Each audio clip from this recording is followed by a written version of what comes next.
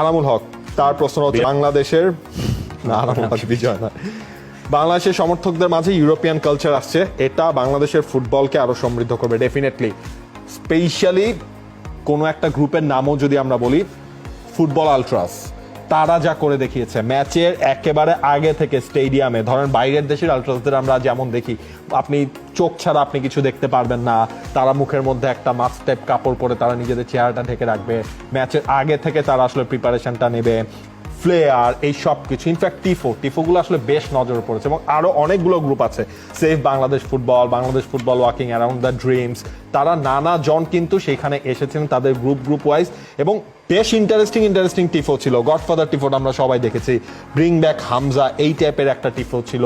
তারপর আপনার হচ্ছে গিয়ে live Bangladesh football in my heart, নানা কিছু ফুটবলের জন্য, মানে এই সমর্থকরা ওই ইউরোপিয়ান কালচারটা আসলেই ফিরিয়ে আনছেন। আমার দেখা সবচেয়ে ডেঞ্জারাস আলট্রাস, হ্যাঁ ইউরোপিয়ান কোনো দেশের আলট্রাসদের দেখার আসলে ওইভাবে সৌভাগ্য হয়নি।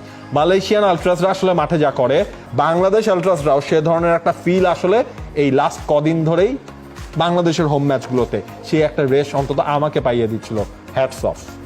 এবং এখানে একটু বলে রাখতে চাই, বাংলাদেশের এই সমর্থকেরা যখন দুর্দিন আসে তখনও তারা গ্যালারিতে যান, এই ব্যাপারটা হচ্ছে সবচেয়ে বেশি গুরুত্বপূর্ণ। কেন আমরা তাদেরকে এত সম্মান দিচ্ছি? যখন বাংলাদেশ ফুটবলের খবর কেউ রাখেন না, তখন তারা ঠিকই গ্যালারিতে যান, তারা গ্যালারি মাতিয়ে রাখেন, এবং তাদের এই সম্মানটা প্রাপ্য। বাংলাদেশের ফুটবলাররা যখন গ্যালারি ছাড়েন, মাঠ ছাড়েন, তখন তারা আলাদা করে তাদেরকে ধন্যবাদ জানিয়ে আসেন। সমর্থকদের সঙ্গে তাদের এই সম্পর্কটা তৈরি হয়েছে, এবং এই সমর্থকেরা রোদে বৃষ্টিতে ঝড়ে বাজে অবস্থায় যে কোনো পরিস্থিতিতে দলের পাশে থাকেন। এইরকম একটা সমর্থক গোষ্ঠী বাংলাদেশের যে কোনো স্পোর্টসের জন্য আশীর্বাদ, এবং আমরা প্রত্যাশা করব যে এই গ্রুপটা আরো বেশি বড় হবে, যেটা এখন অল্প কিছুদিন থাকলেও ওটা আরো বড় হবে। আরো অনেকগুলো গ্রুপ রয়েছে, তাদের নামও হয়তো আমরা পরিষ্কার করে এই মুহূর্তে বলতে পারছি না। এবং আমার ইন্টারেস্টিং কিছু জিনিস লেগেছে কি, ওই বাংলাদেশ ফুটবল আলট্রাস তাদের যখন হচ্ছে লাস্ট ম্যাচের ভিডিওগুলো তারা দিচ্ছিল, টি স্পোর্টসের নানা ধরনের ফুটেজ তারা কেটে কেটে যখন দিচ্ছিল, তখন সেখানে অনেকেই নিচে কমেন্টসগুলো করছেন যে আমরা আলট্রাসে জয়েন করব কিভাবে।